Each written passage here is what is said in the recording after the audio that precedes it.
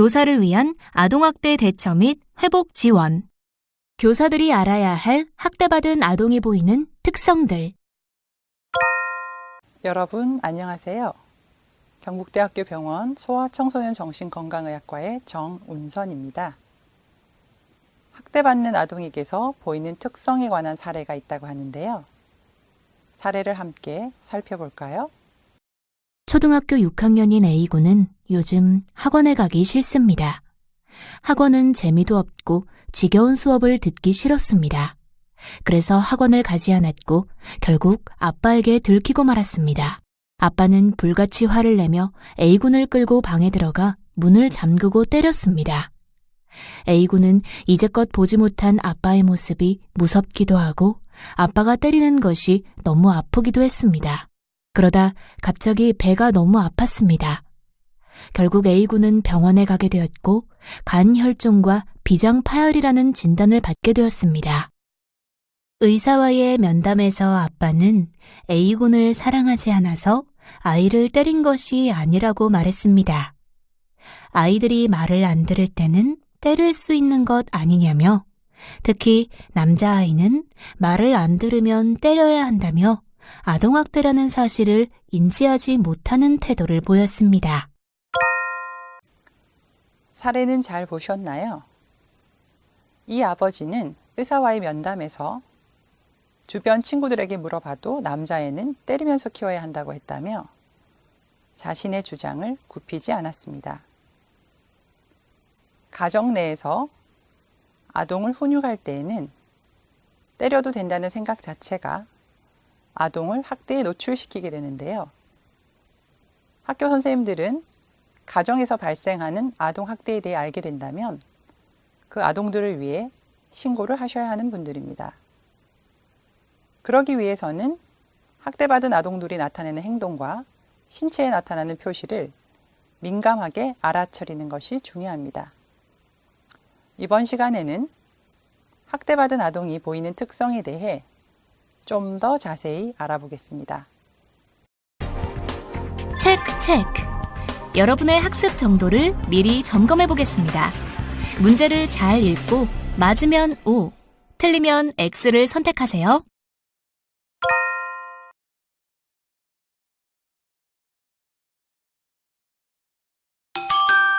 정답입니다.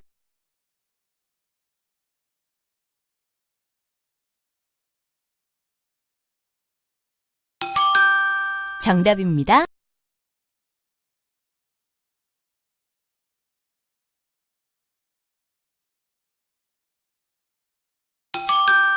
정답입니다.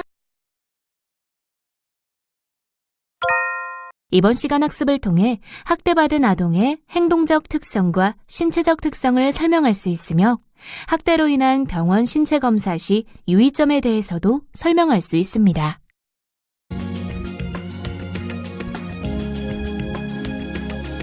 1.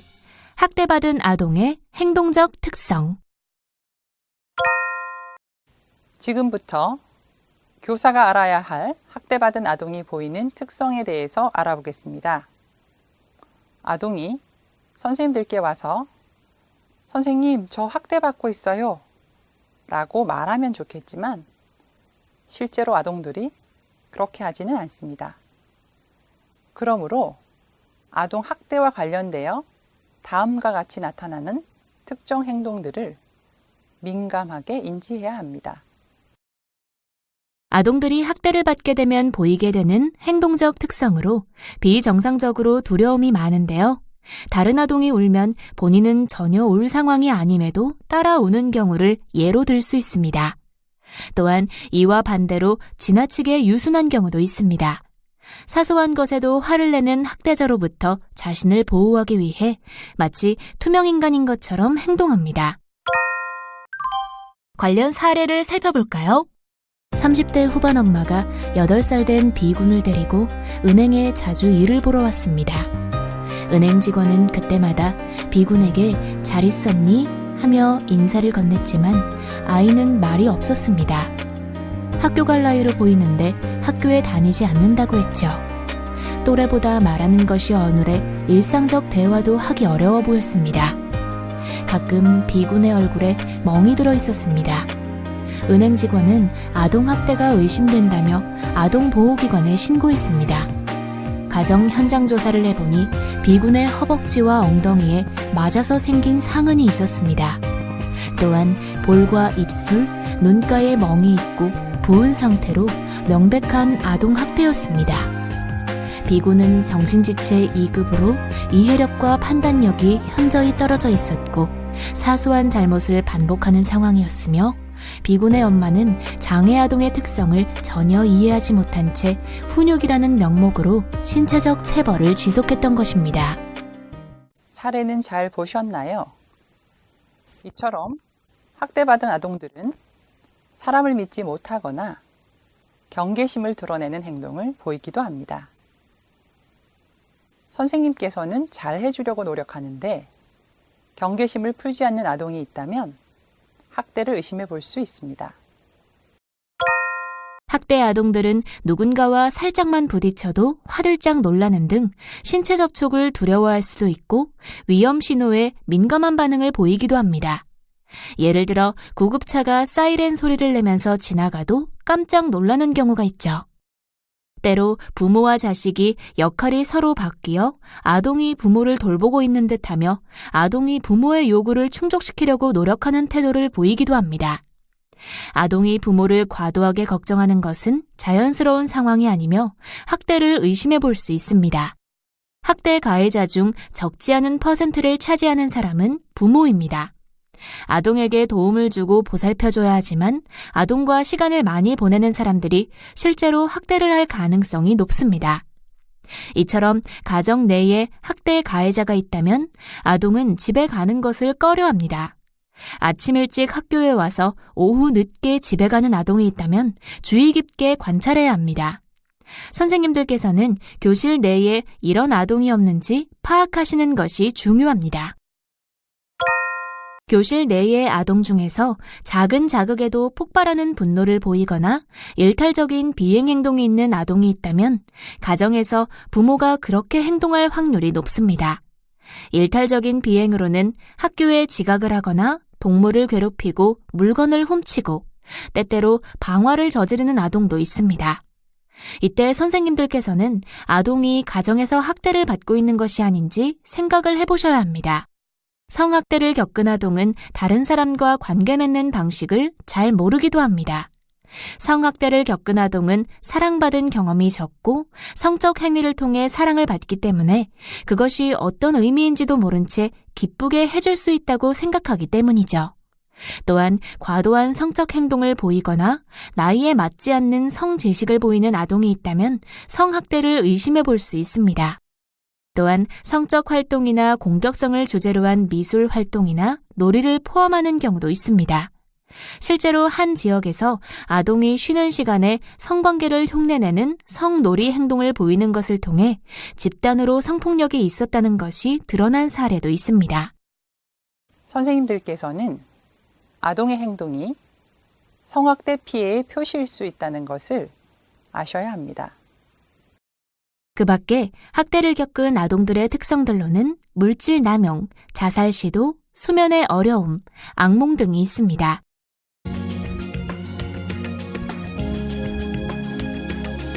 (2) 학대받은 아동의 신체적 특성. 학교의 보건 선생님들은 보건실에 오는 아동의 신체 특성을 관찰하시는 전문가이십니다.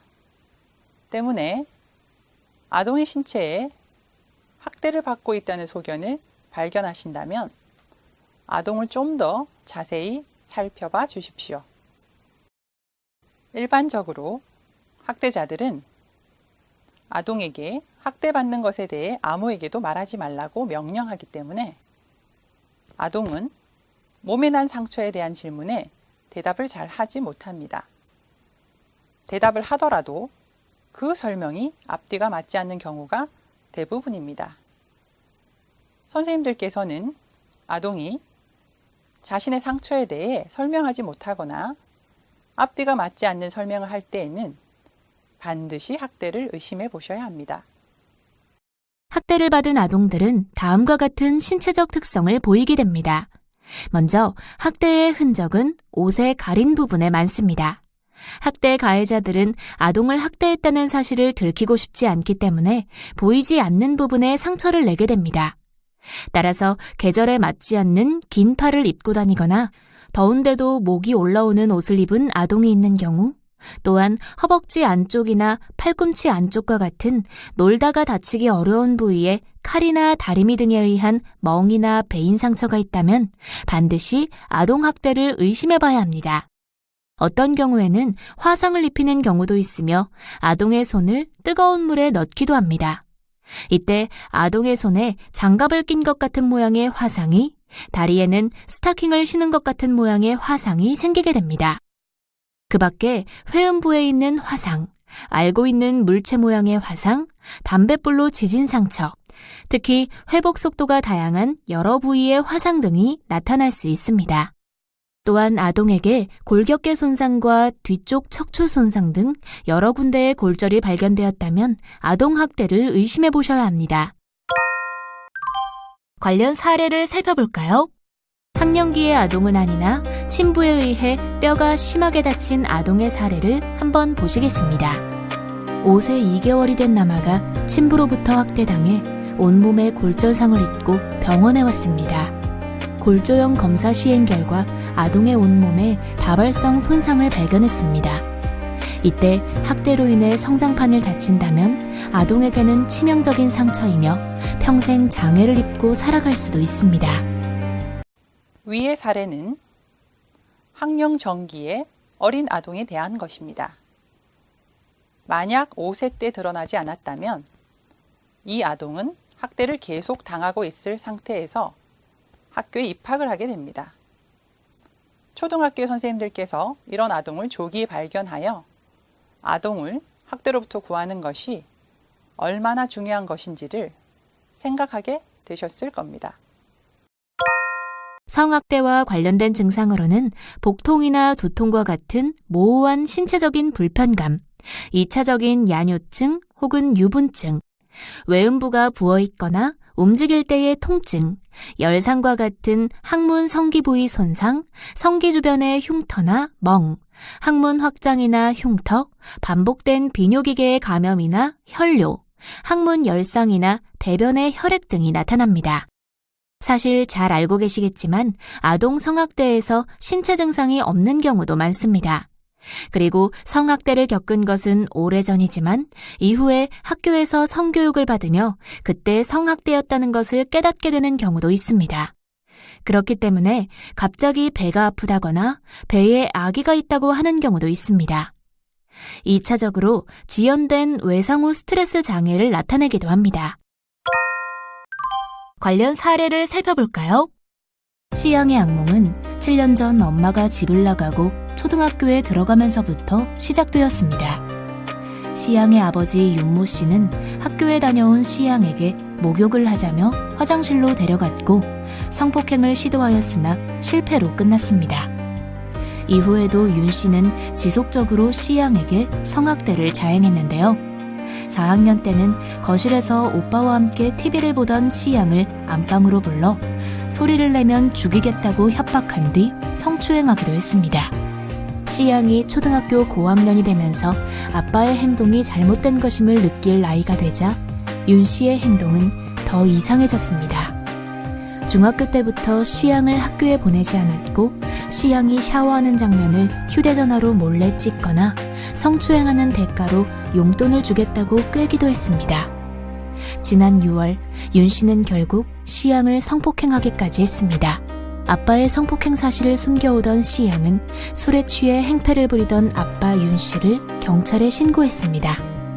경찰서에서 아빠의 행패 사실을 진술하던 시양은 어렵게 성학대에 대해 털어놓았고 결국 윤 씨는 경찰에 구속됐습니다. 시양을 상담했던 아동보호 전문기관 관계자는 시양이 오랜 기간 성학대에 시달렸지만 치명적인 성폭행이 발생한 것은 2달 전이라며 그 전에 누군가 빨리 신고하고 개입했다면 시양의 상처가 덜했을 것이라며 안타까워했습니다.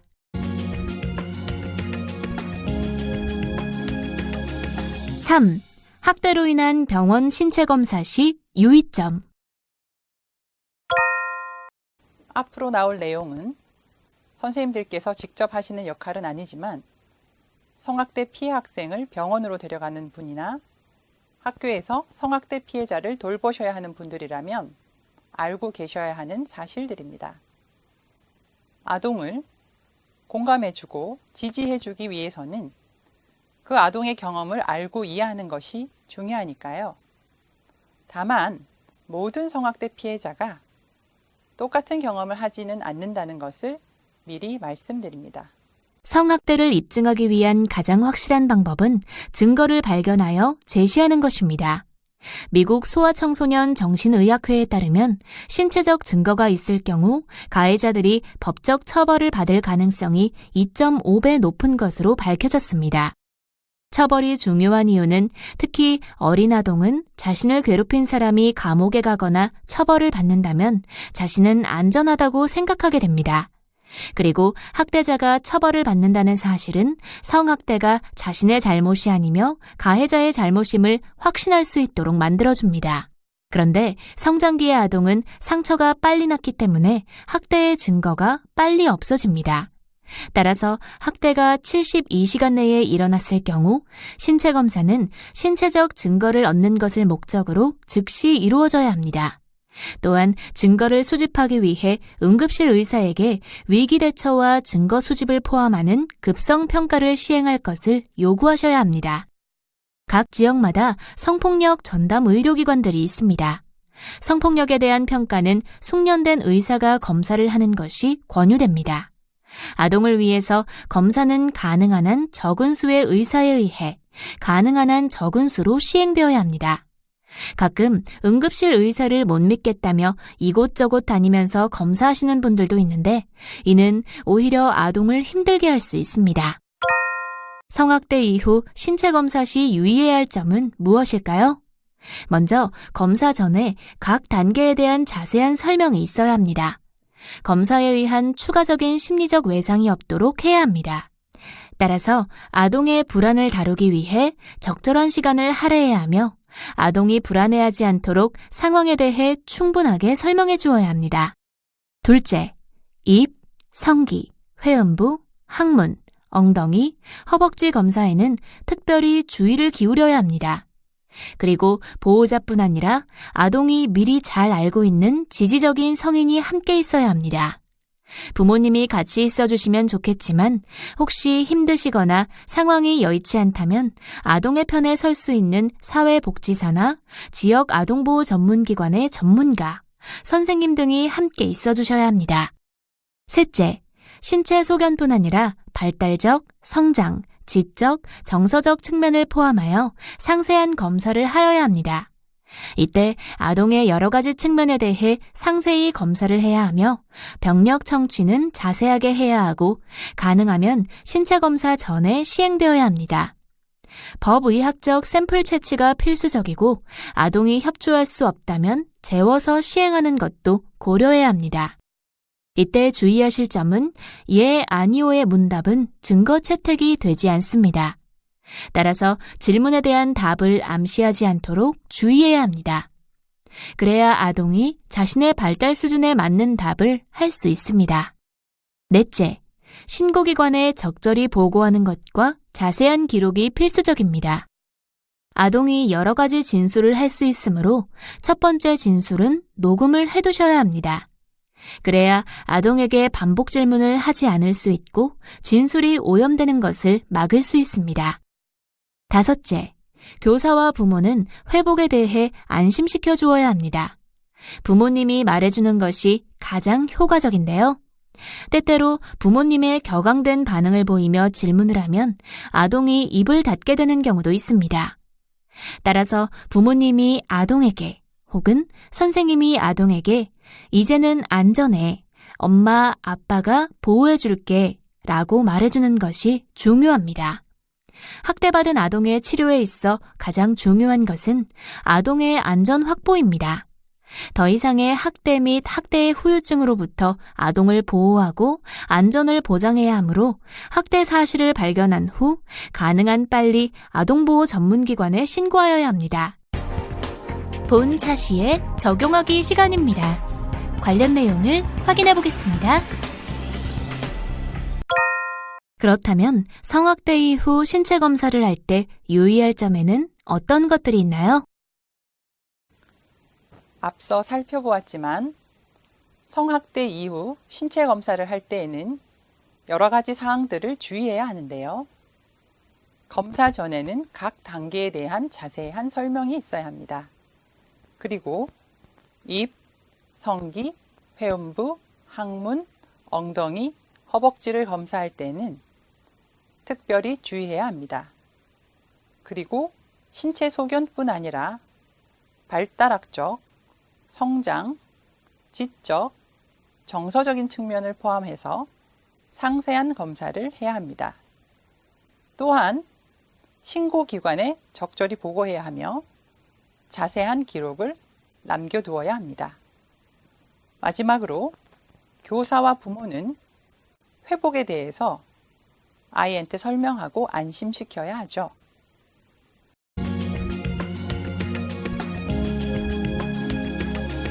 평가하기. 지금까지 살펴본 내용을 퀴즈를 통해 확인해 보겠습니다. 문제는 모두 세 문항이 제시되며 기회는 2번씩 제공됩니다. 그럼 시작해 볼까요?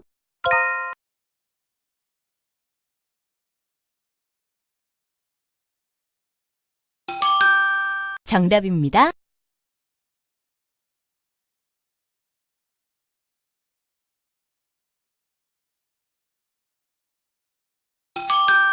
정답입니다.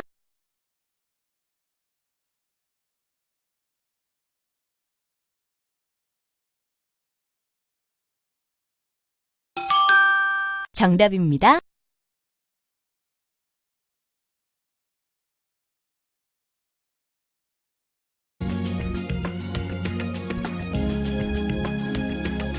정리하기. 오늘 학습한 내용을 살펴보면서 주요 개념들을 다시 한번 정리해 보세요. 먼저 학대받은 아동의 행동적 특성에 대해 알아봤습니다. 학대받은 아동들은 비정상적으로 두려워하고 유순하거나 사람을 믿지 못하며 경계심을 가지고 있고 신체 접촉을 두려워하거나 위험 신호에 대해 민감하게 반응합니다. 때때로 부모와 자식의 역할이 서로 바뀌는 듯한 행동을 보이기도 하며 집으로 가기를 꺼려합니다. 또한 분노 반응과 일탈적인 비행 행동을 보이기도 하며 과도한 성적 행동 및 성적인 지식에 대해 너무 드러내는 양상을 보이기도 합니다. 그리고 성적 활동이나 공격성을 주제로 한 미술 활동이나 놀이를 하는 경우도 포함됩니다. 그 외의 특성들로는 물질 남용, 자살 시도, 수면의 어려움, 악몽 등이 있습니다. 다음으로 학대받은 아동의 신체적 특성에 대해 알아봤습니다.